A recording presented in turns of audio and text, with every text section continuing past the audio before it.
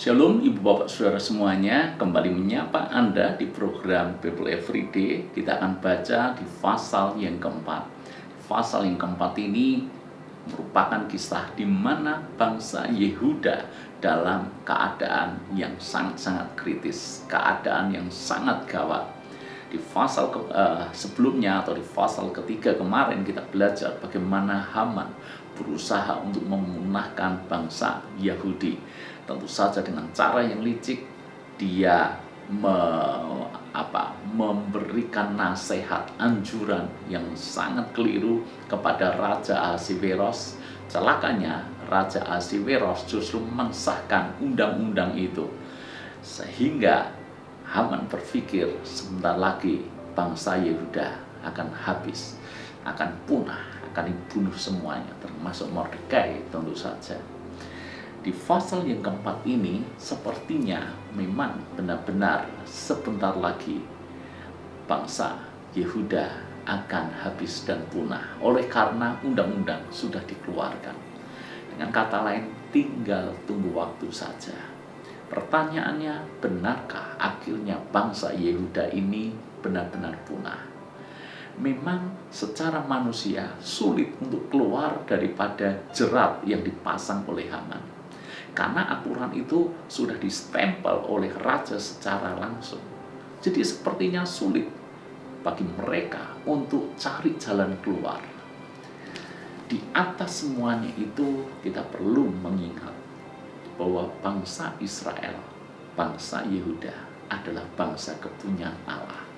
Di titik kritis, di titik gawat inilah justru kita melihat bagaimana Tuhan menyatakan pembelaan kepada umatnya, bagaimana Tuhan melindungi umatnya, dan bagaimana Tuhan menjaga umatnya dari kepunahan.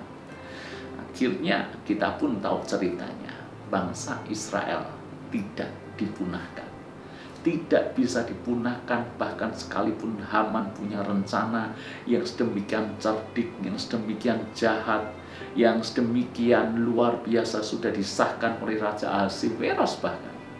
Tapi Allah kita berkuasa atas segala perkara. Bagi manusia tidak mungkin, bagi Tuhan tidak ada yang mustahil. Tuhan memakai Esther. Di titik ini kita menjadi tahu, ternyata Esther menjadi ratu bukan secara kebetulan, bukan hanya sekedar karena Tuhan ingin menjadikan Esther sebagai ratu saja menggantikan Wasti, titik selesai. Bukan itu. Karena Tuhan ternyata punya rencana bahwa satu kali Estherlah yang akan menyelamatkan bangsa Yehuda dari rencana jahat Haman.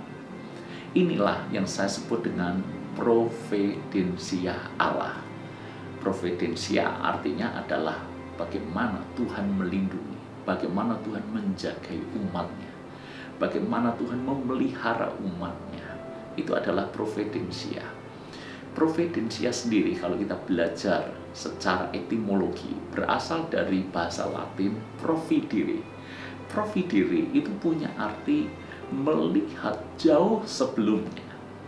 Jadi Tuhan melihat jauh dari sebelum peristiwa ancaman kepunahan ini terjadi.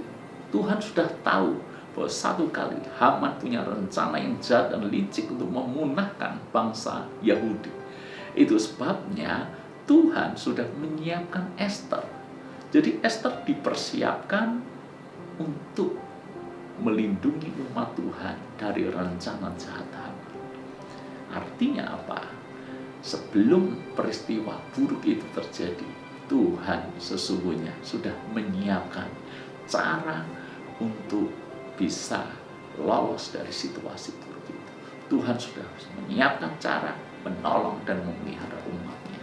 Contoh lagi dalam Alkitab, bagaimana providensia Allah itu bekerja dalam kehidupan umatnya. Yusuf diutus Tuhan pergi ke Mesir, mendahului saudara-saudaranya, mendahului ayahnya, sekalipun diutus dengan cara yang tidak menyenangkan, dijual oleh saudaranya menjadi budak, sampai di sana juga difitnah, akhirnya masuk penjara. Mungkin pada waktu itu Yusuf tidak paham, Tetapi akhirnya dia mengerti semuanya itu adalah providensia Allah untuk memelihara sebuah bangsa, yaitu bangsa Israel. Yusuf dikirim duluan untuk akhirnya menjadi penguasa raja di Mesir. Dan karena dia menjadi orang kepercayaan raja, maka dia bisa memelihara keluarganya.